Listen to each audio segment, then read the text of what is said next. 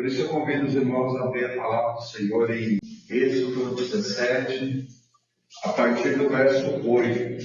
Então veio Amaleque e pelejou contra Israel em Refidim. Com isso, ordenou Moisés a Josué: escolhe homens e sai a peleja contra Amaleque. Amanhã estarei eu no cimo do outeiro, e o bordão de Deus estará na minha mão. Fez Josué como Moisés lhe dissera, e pelejou contra Amaleque. Moisés, porém, Arão e Hur subiram ao cimo do outeiro. Quando Moisés levantava a mão, Israel prevalecia. Porém, ele baixava a mão, prevalecia Amaleque. Ora, as mãos de Moisés eram pesadas, por isso tomaram uma pedra e puseram por baixo dele, e ele nela se assentou. Arão e Hur sustentaram-lhes as mãos, um de um lado e o outro do outro. Assim lhes ficaram as mãos firmes até ao pôr do sol. E Josué desbaratou Amaleque e o seu povo a fio de espada. Então disse o Senhor a Moisés: escreve isso para a memória num livro e repete-o a Josué, porque eu hei de riscar totalmente a memória de Amaleque debaixo do céu. E Moisés edificou um altar e lhe chamou: o Senhor é minha bandeira. E disse: portanto, o Senhor jurou, haverá guerra do Senhor contra Amaleque de geração em geração. Amém? Irmãos, essa passagem que nós acabamos de ler aqui, nós temos alguns princípios espirituais das nossas vidas. Uns princípios muito preciosos, e algo muito precioso que nós podemos ver aqui, irmãos, é a comunhão. Fala de uma comunhão, fala da nossa oração e fala da nossa, de nós estarmos juntos, porque só assim nós venceremos as dificuldades que nós enfrentaremos. Porque, irmãos, Amaleque, os amalequitas, tipifica para nós hoje a vida da carne. A vida da carne. E também a desobediência ao Senhor. Então, esses dois aspectos, irmãos, é que tem levado nós a sermos derrotados na nossa caminhada. Porque muitas vezes nós temos deixado a carne prevalecer. E aqui algo interessante que Amaleque se apresenta para lutar contra o povo de Israel, depois que eles tiveram uma grande dificuldade, que eles entraram, começaram a caminhar pelo deserto, depois de atravessar o Mar Vermelho, eles logo em seguida eles se deparam que eles não tinham água. Então começaram a murmurar contra Deus, contra Moisés e contra Deus, que eles não tinham água. Por que Moisés nos tirou do Egito para trazermos nós nesse deserto, para morrermos nós, os nossos filhos e o nosso gado? Então Moisés fala ao Senhor, e o Senhor diz: pega os anciões e vai a tal lugar, e lá você fere a rocha, e a rocha dará água. Então Moisés vai e fere a rocha, e eles têm água para beber. Aqui em Refidim, se nós lermos a partir do verso 1, capítulo 17, a gente vai ver exatamente essa figura. E logo em seguida, então, irmãos, a gente percebe os amalequitas chegando para pelejar contra o povo de Israel. Então, Moisés então manda Josué separar alguns homens e para a peleja. E algo interessante aqui em Refidim. Refidim significa uma aparência de piedade. E aquilo que quando nós andamos, irmãos, na carne, quando nós andamos na nossa própria vontade, nós nos deparamos com essa verdade, com essa aparência de piedade, né? Porque nós podemos fazer algo bom na carne, mas não agrada a Deus. Então, irmãos, como isso precisa ser algo para nós assim, bastante firme no tempo em que nós estamos vivendo, né? E se nós seguirmos o texto e tal, aqui há algo interessante.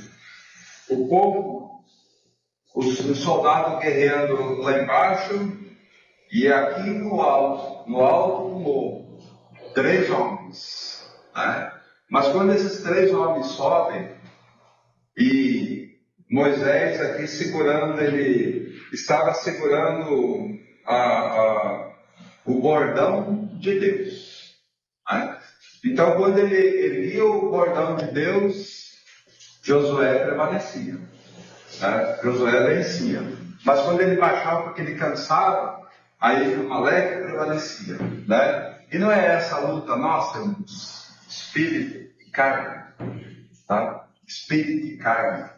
E nós cansamos disso, sabe? E nós lutamos, e nós cansamos. Mas, irmãos, nós precisamos compreender que há uma luta espiritual, né?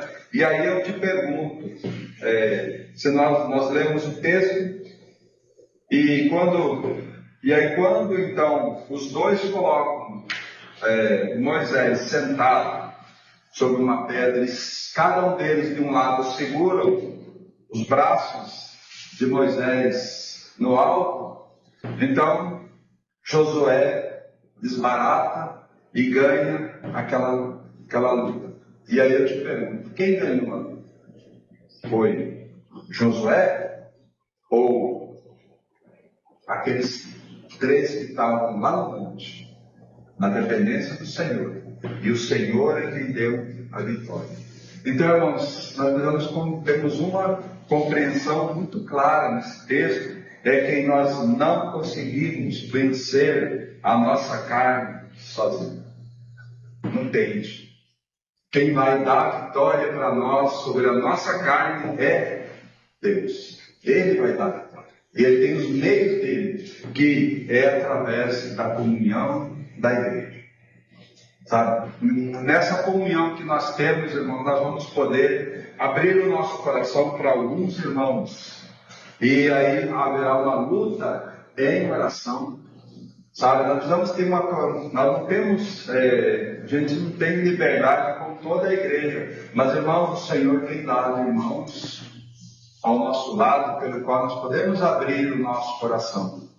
Para que a vitória possa vir, precisa haver alguém pagando o preço. É nós e as pessoas pelas quais nós convidamos para estar junto conosco é quem vão nos dar a vitória. Então isso é muito sério,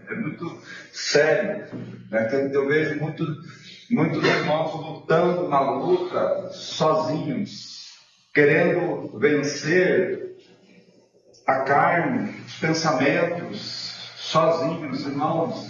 Não vai dar certo. Não vai dar certo. Nós temos, o Senhor nos colocou num corpo, aonde nesse corpo nós somos membros uns dos outros. E nesse corpo nós somos fortes. Lembra lá em Mateus capítulo 17, quando o Senhor Jesus diz que Ele é quem edificaria a sua igreja, e as portas do inferno não prevaleceriam contra ela, certo?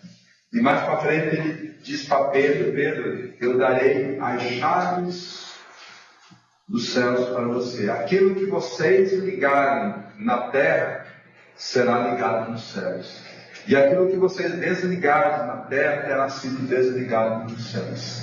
Então, irmãos, o Senhor nos deu muita autoridade, mas essa autoridade tem que ser na dependência dele. Moisés, ele não subiu lá com a própria mão, mas ele subiu com o bordão de Deus.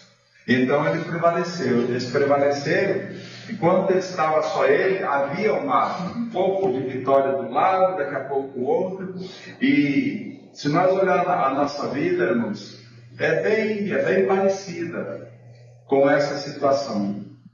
Um pouco nós vivemos na carne, outro pouco nós pedimos perdão ao Senhor e voltamos ao Espírito e vamos lutando, daqui a pouco nós estamos na carne de novo, e assim nós vamos passando o tempo e vamos ficando cada vez mais distante do alvo que Deus tem para cada um de nós. O alvo que Deus tem para cada um de nós é nós sermos semelhantes a Cristo. Então, quando nós nos juntamos, quando nós pedimos socorro, quando nós realmente buscamos a mente do Senhor juntos, o inimigo não prevalece. Tá? O inimigo, ele não tem medo de você falar que é cristão. Muitas vezes ele vem até com você junto com fica tranquilo. Mas agora, quando ele percebe que o cristão está de joelho diante do Senhor, juntos, aí ele treme.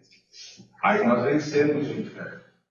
O diabo não suporta uma igreja que ora, uma igreja que se coloca aos pés do Senhor, uma igreja que se humilha na presença do Senhor.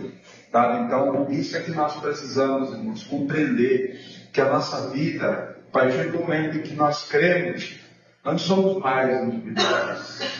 Porque quando nós cremos, nós passamos a viver a vida de Cristo em nós. Né?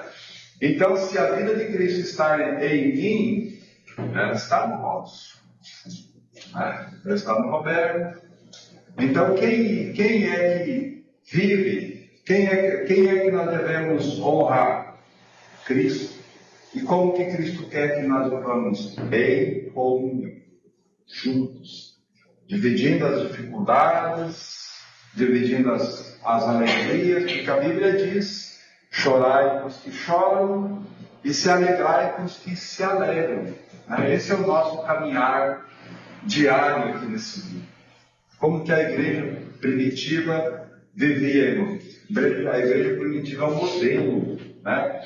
Diariamente, eles viviam diariamente juntos, né? Partiam pão de casa em casa, eles se visitavam, eles tinham tudo em comum, sabe? Eles viviam a vida aguardando o seu Senhor. Né? Então esse texto fala muito disso.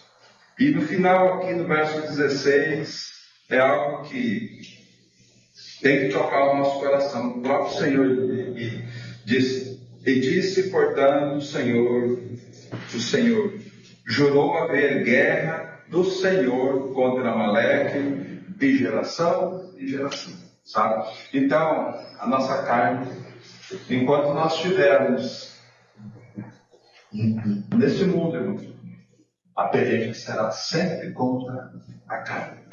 Sempre. Nunca se esqueça disso. Porque a hora que você der uma brecha, a carne vai prevalecer. E é tudo que o diabo quer, né? Que nós vivamos na carne. E o Senhor tem muitos textos, mas chamou muita atenção sobre Amaleque. Tá? Se nós andarmos um pouco na palavra aqui, lá em Deuteronômio, capítulo 25, verso 17 em diante. Lembra-te do que te fez Amaleque no caminho quando saía do Egito. Esse texto está se referindo àquele texto que nós lemos, né? Como que veio ao encontro do caminho e te atacou na retaguarda todos os desfalecidos que iam após ti, quando estava abatido e afadigado, e não temeu a Deus. Quando, pois, o Senhor teu Deus te houver dado sossego de todos os teus inimigos em redor, na terra que o Senhor teu Deus te dá por herança, para possuíres, apagarás a memória de Amaleque debaixo do céu. Não te esqueças. Né? Deus, o Senhor vai trazer sempre a lembrança, ó, o povo que atacou o meu povo. Né? E como nós vimos, Amaleque, os amalequitas, Amaleque, a carne, então essa vai ser a tarefa do Senhor, sempre mostrando. Isso é para o Novo Testamento, mais tarde nós iremos para lá, a gente vai ver a luta da carne contra o Espírito. Tá? Então é a mesma porção, falada com cenários diferentes, mas o mesmo foco. Tá? Então isso precisa ser trazido ao nosso coração. Por quê? Porque realmente é uma luta que nós vamos ter todos os dias da nossa vida.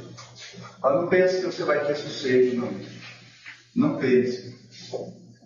Todos os dias você vai ter luta, por quê? Porque a guerra que nós estamos travando, ela é uma guerra espiritual. Por isso que é uma guerra espiritual, mas uma guerra pela qual o nosso Senhor já venceu por nós. Essa é a certeza que nós podemos ter, que Cristo já venceu essa luta por nós. Mas, enquanto nós estivermos aqui, nós temos que olhar somente para o Senhor. É Ele que nos dá a vitória. Lembra-se que o bordão de Deus estava na mão de Moisés. Né? O Espírito Santo está dentro de nós, conduzindo a nossa vida. E quando nós olhamos para o lado, o Espírito dá um chacoalhão em nós. Para quê? Para que nós voltemos a olhar somente para o Senhor. Né? Então, Ele sempre vai trazer esse alerta para nós. Né? E também temos um outro texto muito interessante que nós vamos ver em 1 Samuel capítulo 15. Porque aqui nesse capítulo é onde o Senhor então deu sossego ao povo de Israel, todos os lados, ele venceram os inimigos, ele tomou posse da terra, né? O Senhor deu um rei a eles, e o Senhor dá uma ordem para esse rei, né? Que é o rei Saul. E no verso 1 ele diz assim: disse Samuel a Saul: enviou-me o Senhor a ungir-te rei sobre o seu povo, sobre Israel. Atenta, pois, agora às palavras do Senhor. Assim diz o Senhor dos Exércitos: castigarei Amaleque pelo que fez a Israel, ter se oposto a Israel no caminho quando esse saía do Egito. Vai, pois, agora e fere a Israel e destrói totalmente a tudo o que tiver, e nada lhes poupa. Porém, matarás homem, mulher, meninos e crianças de peito, bois e ovelhas, camelos e jumentos.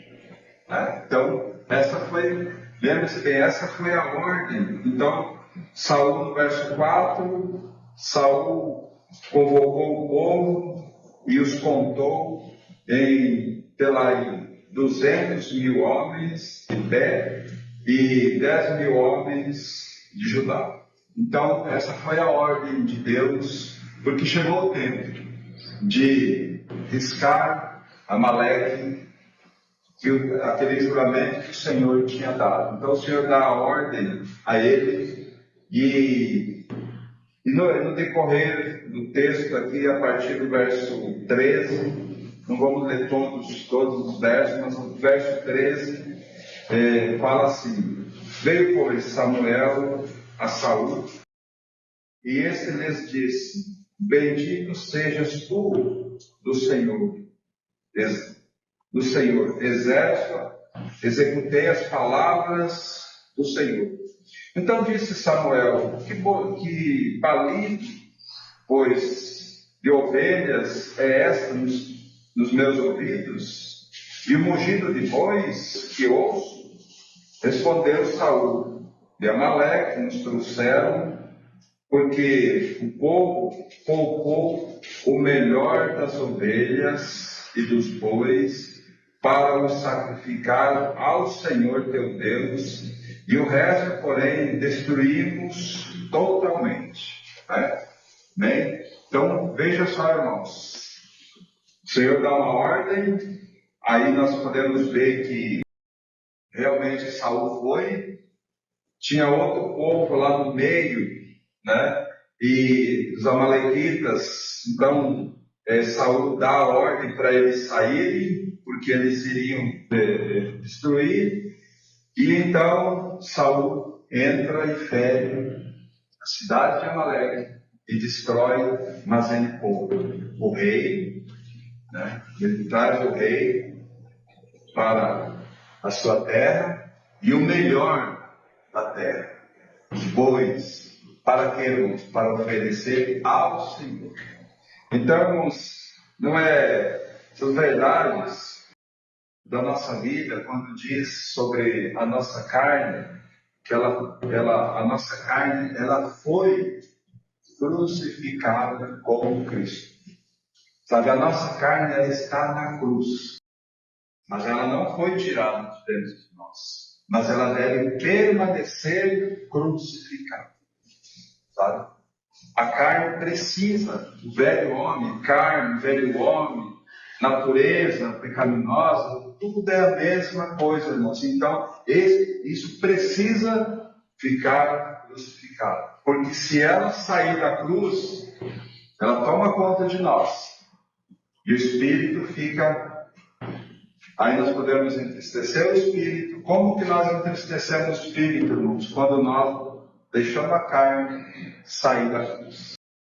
Nós podemos apagar o Espírito, que diz lá na Tessalonicenses. Por quê? Porque nós deixamos a carne tomar conta das nossas vidas. Quando nós fizemos provisão, nós mesmos fizemos provisão para Deus. E a carne, ela é especialista para se emocionar diante de Deus. Né? Então nós podemos querer fazer um culto de adoração, mas na carne. Né? Lembra lá de Apocalipse capítulo 3, a igreja de Laodiceia? Né? A Laodiceia estava vivendo como, irmãos? Ela estava vivendo totalmente na carne. Né? Eis que estamos ricos e abastados. Não precisamos de nada. Tudo nós temos. Nós temos o melhor templo, nós temos a melhor música, nós temos a melhor pregação, nós temos tudo. Mas Cristo estava pelo lado de fora. Cristo estava pelo lado de fora. Quem estava governando aquela igreja? A carne, os desejos, a vontade do homem. Né? Então, irmãos, quando o Senhor dá ordem que era para ir lá e eliminar tudo, né? Todos, para não ficar nada, então, para nós hoje é a mesma coisa, irmãos. Não tem diferença nenhuma. Agora, como que nós estamos vivendo? Né? O apóstolo Paulo, né, ele dá um exemplo muito claro lá em Gálatas. Quando ele diz, ele tinha aquela realidade e ele vivia como um crucificado. Por isso que ele diz, estou crucificado com Cristo e vivo não mais eu. Cristo vive em mim. Tá? Então isso é uma realidade de Paulo. E a nossa realidade? Será que nós podemos dizer que o viver que eu vivo na carne, eu vivo pela fé do Filho de Deus que me amou e a si mesmo se entregou por mim? Sabe? Então essas realidades nós precisamos compreender, irmãos, que nós não podemos fazer provisão para a carne. Ela tem que ficar na cruz. 22, nesse mesmo capítulo. Quando eles têm aquela conversa, então o profeta chega para ele, e aí o profeta diz para Saul, dizendo assim, ó Saul, Você desobedeceu ao Senhor e o Senhor tirou o reino de você. Você não é mais rei. Você não é mais rei em Israel do Senhor. Então ele agarra a túnica de Samuel. Para Samuel não sair, aquela túnica se rasga. E Samuel diz assim: assim fez Deus com o teu reino, a sua reino, e deu ao seu próximo. Tá? Que é o que nós vamos ver. Mas a partir do verso 22 diz assim: porém Samuel disse: tem porventura o Senhor tanto prazer em holocausto e sacrifício, quanto em que se obedeça a sua palavra? Eis que obedecer é melhor do que o sacrificar, e o atentar melhor do que a gordura de carneiros. Porque a rebelião é como o pecado de feitiçaria, e a obstinação é como a idolatria e culto a ídolos no lar. Visto que rejeitaste a palavra do Senhor, ele também te rejeitou a ti, para que não sejas rei. Amém? Então, veja que palavra dura, irmãos.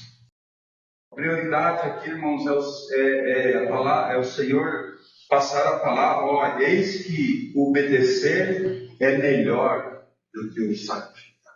Então, irmão, tudo que o Senhor deseja de nós é obediência à sua palavra, sabe? E aí, precisamos sondar o nosso coração. Porque, irmãos, a rebelião, quando nós não obedecemos ao Senhor, quando nós vivemos na carne, vivemos no pecado, sabe? E o pecado traz essa questão de rebelião para nós, é como o pecado de feitiçaria, né? Pecado de feitiçaria. E a obstinação é como a idolatria, de culto a ídolos do lar, sabe? Então nós precisamos compreender que quando nós não andamos segundo a vontade do Senhor para as nossas vidas, algo está errado. Algo está errado.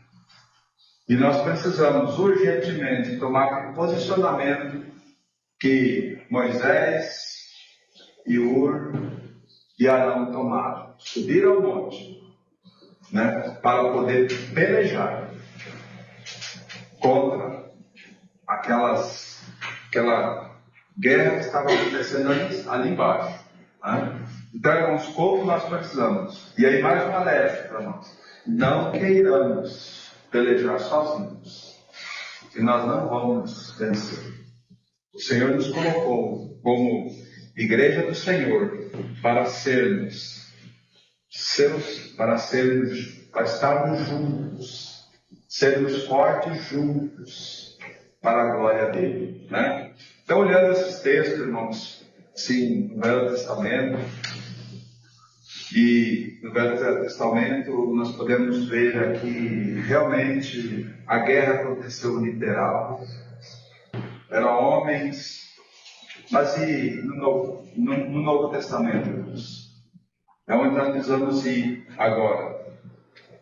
E o texto mais que vai chamar a nossa atenção é Gálatas. Gálatas capítulo 5. É um texto bem conhecido nosso, mas vale a pena nós olharmos para ele, para que realmente o Senhor possa conduzir as nossas vidas segundo o propósito do Senhor. Gálatas capítulo 5, a partir do verso 13. Fala assim a palavra do Senhor: porque vós, irmãos, fostes chamados à liberdade, porém não useis da liberdade para dar ocasião à carne. Sede antes servos uns dos outros pelo amor, porque toda a lei se cumpre em um só preceito, a saber: amarás o teu próximo como a ti mesmo. Se vós, porém, os morderdes e devorais uns aos outros, vede que não sejais mutuamente destruídos. Então, veja só, irmãos, o Senhor nos libertou do pecado, deu a vida dele para nós, Agora, para nós não usar da liberdade que o Senhor nos deu para vivermos dos nossos próprios prazeres, viver na nossa carne, viver do jeito que nós queremos. Tem um salmo de número 14, verso 1, a palavra de Deus diz assim: diz o insensato no seu coração, não há Deus. Ninguém diz da boca para fora, ninguém diz da boca assim, não há Deus. Todos têm essa convicção de que há Deus. Agora, a questão é o que o nosso coração está falando. Porque nós confessamos o Senhor e a modo pelo qual nós confirmamos o nosso confessar é com o coração. Né? Se nós vivemos a vida totalmente dependente do Senhor, ou nós vivemos a vida do nosso jeito, do jeito que eu quero. Né? Levanto de manhã, não tenho meu devocional com o Senhor, vou para a luta. Né? No meu dia a dia, não lembro do Senhor, chego à noite, vou para o meu descanso e não lembro do Senhor. Isso quer dizer, eu vivo a vida como eu mesmo sendo o Deus da minha história, né? Conduzindo a minha vida da forma com que eu acho melhor. Né?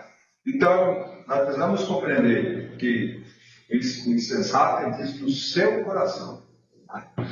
Mas também tem outro lado, nós podemos levantar de manhã e ir para o nosso devocional, ler a palavra, olhar que palavra bonita, e sair para o nosso dia a dia e fazer todo ao contrário daquilo que o Senhor falou para nós de manhã. Sabe? Então, é uma vida de devoção à palavra do Senhor, mas e também obediência à palavra do Senhor, do nosso dia a dia. Né? Então, isso é algo extraordinário. E os irmãos percebem que quando nós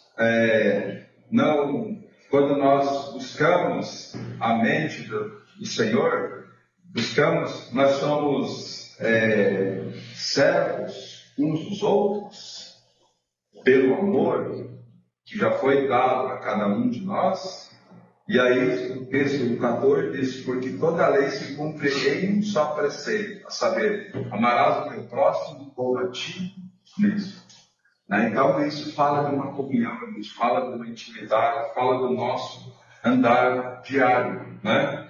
E o verso 16 diz assim: digo, porém, andar no Espírito, e jamais satisfarei a concupiscência da carne. Né? Se nós andamos no Espírito, a carne está crucificada.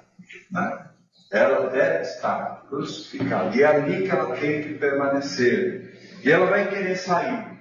Ela vai fazer, porque se há uma coisa dentro de nós, essas duas leis, Espírito e carne, né? Elas vão pelejar contra nós. E a peleja ela está aqui, no âmbito da nossa mente.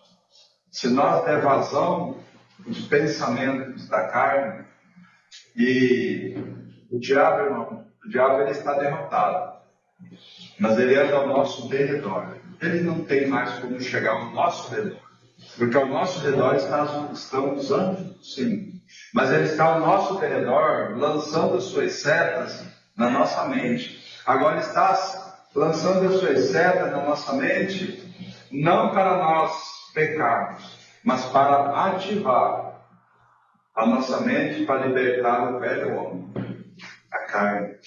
Pode perceber, e quando ele consegue que uma seta dessas entre na nossa mente, nós nos estejamos vigiando aí começa o pensamento.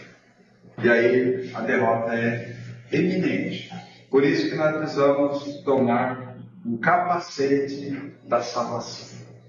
O capacete da salvação nos protege, sabe por quê? Quando o diabo lança a sua seta na nossa mente, a salvação é a plena convicção de que a minha velha natureza foi crucificada e que não sou eu quem vive, mas é Cristo quem vive em mim. Então é essa convicção que eu tenho, que eu sou um filho, eu sou salvo, Eu aguardo meu Senhor. Então isso precisa ser muito claro na nossa mente, né? Então essa luta vai estar sempre dentro de você, irmão, e não se preocupe.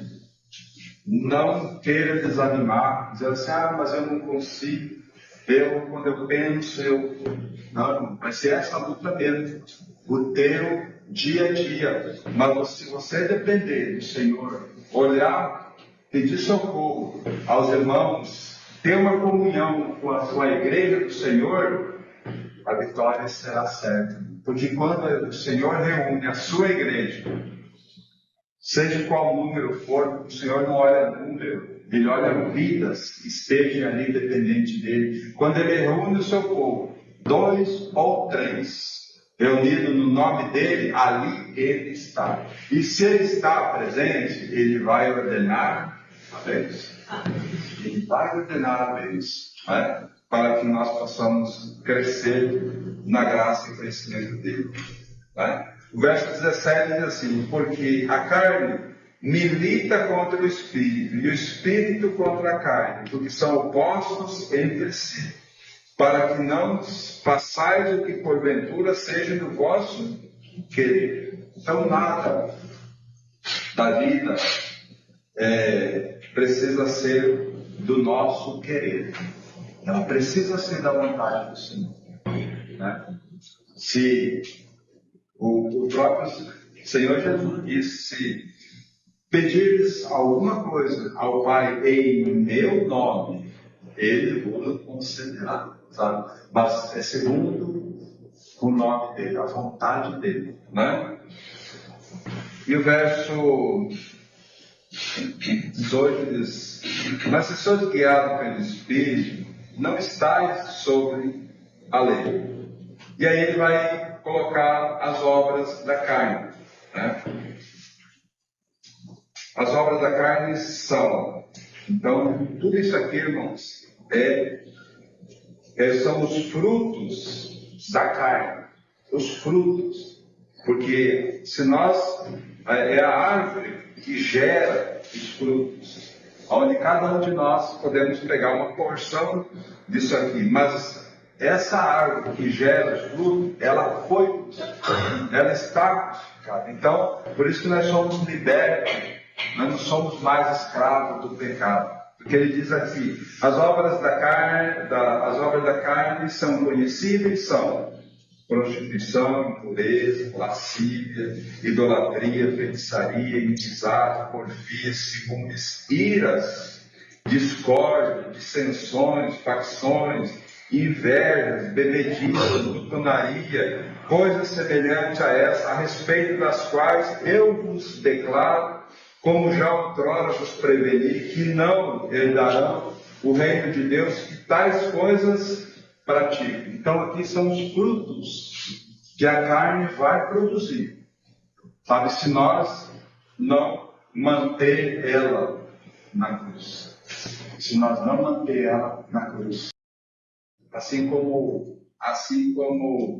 Saul foi lá pelejar, mas ele trouxe o melhor para oferecer a Deus. Muitas vezes, irmãos, nós queremos que a carne ofereça algo para Deus, e Deus não vai. Quantas vezes muitas vezes queremos oferecer algo para o Senhor da nossa própria força, e não agrada, né? Caim e Abel, Caim foi um exemplo muito claro para nós, porque Caim foi lá na terra, ele produziu, ele cuidou, ele pegou os melhores do fruto da terra e trouxe ao Senhor.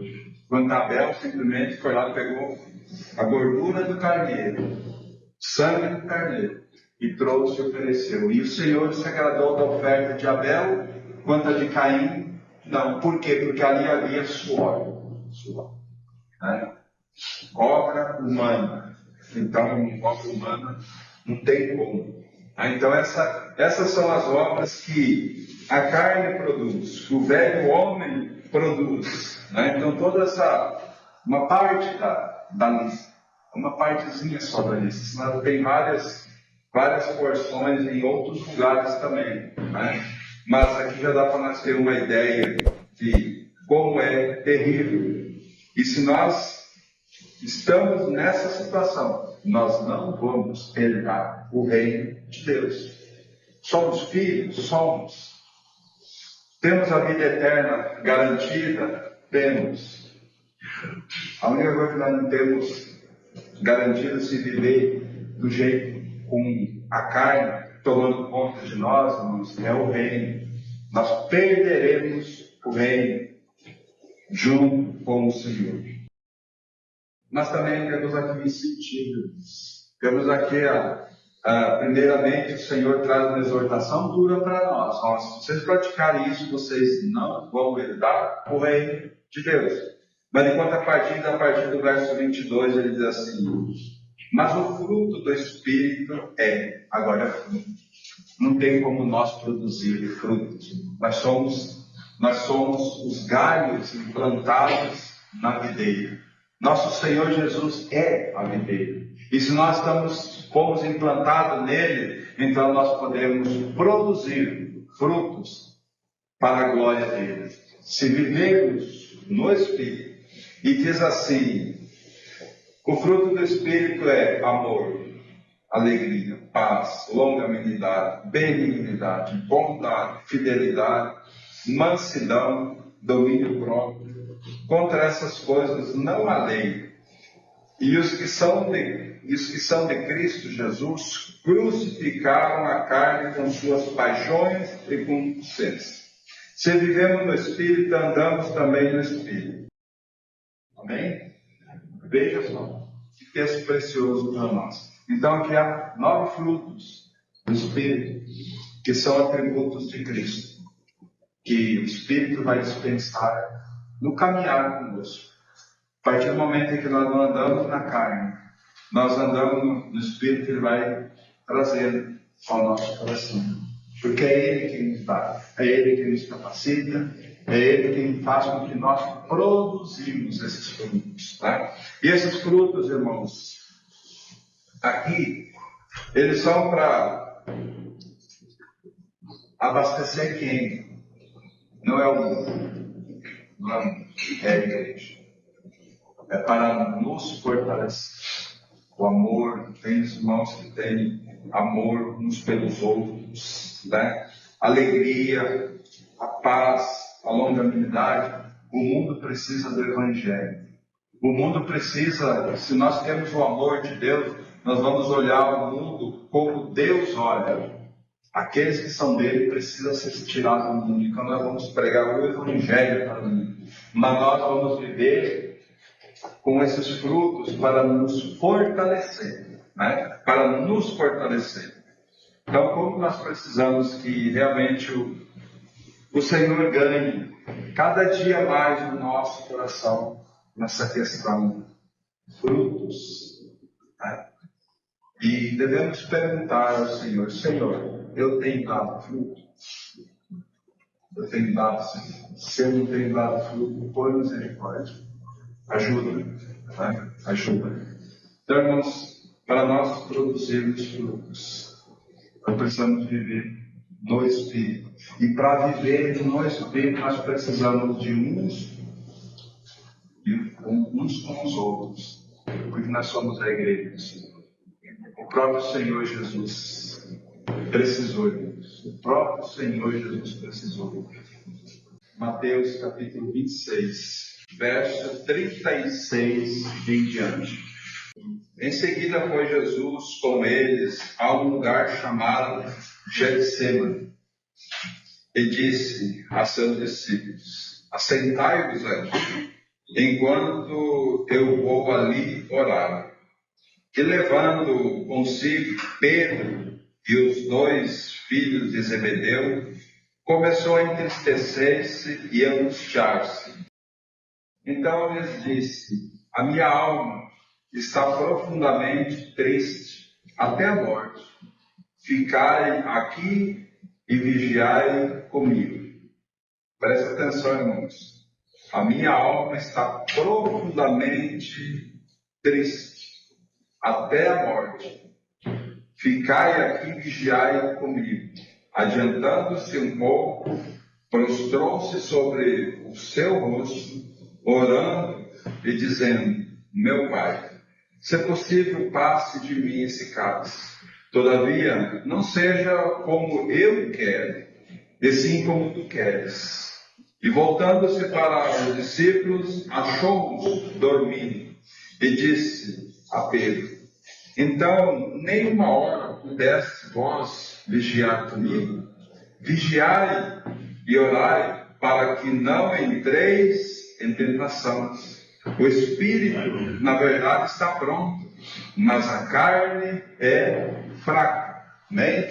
Então veja só, irmãos, o próprio Senhor Jesus, com a sua fragilidade, pedindo auxílio para aqueles irmãos, que ele pudesse vigiar com eles. Ele não levou todos, levou 3, né? Mas que eles pudessem estar vigiando, né? Então o Senhor precisou do momento daqueles irmãos estarem intercedendo para com ele, né? Então, e ele não encontrou, porque eles estavam cansados, né? Estavam dormindo. E quantas vezes, irmãos, nós estamos dormindo? Quantas vezes a gente vê o irmão passando dificuldades e nós, muitas vezes, ficamos dormindo? Sabe, nós precisamos acordar para a questão do oração. Que a chave da nossa vida espiritual está aí. Oração é conversar com o seu Senhor. Sabe, é você falar com Ele e também ouvir. Não só chegar na presença do Senhor e falar e terminou, em nome de Jesus, amém, levantar e ir embora. Nós muitas vezes nunca ouvimos a voz do Senhor, porque oração é isso, é uma conversa, e nós precisamos aprender a conversar com o Senhor, né? Colocar os nossos medos diante dele. O Senhor Jesus chegou para o Senhor e disse: Senhor, se possível, hoje, afasta de mim esse cálice.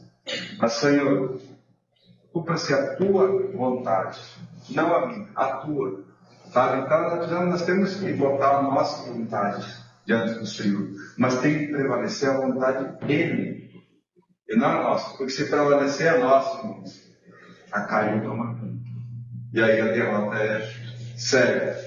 Então, irmãos, que essa palavra penetre em nossos corações e sonde em nós, expõe o nosso coração, porque nós somos a igreja do Senhor. Nós não vamos ser, irmãos. Você é filho de Deus.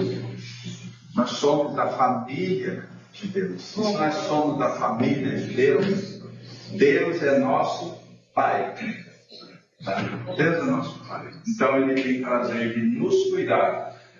Agora, como que Ele faz com o filho rebelde? Como que faz? Como que nós fazemos com nossos filhos? Como que nossos pais faziam quando nós éramos rebeldes? Deus não trata nós diferente. Ele vai nos corrigir. Ele nos corrige. Para quê? Para o melhor. Quando nós corrigimos nossos filhos, é para eles serem filhos melhores. E Deus faz a mesma coisa conosco. Não é diferente. Então que o Senhor nos ajude a não reclamarmos das perdas que nós estamos levando. Não é louvo a Deus. Aprenda a louvar o Senhor. Né? Assim é que nós vamos estar crescendo na graça e no conhecimento do Senhor. Amém?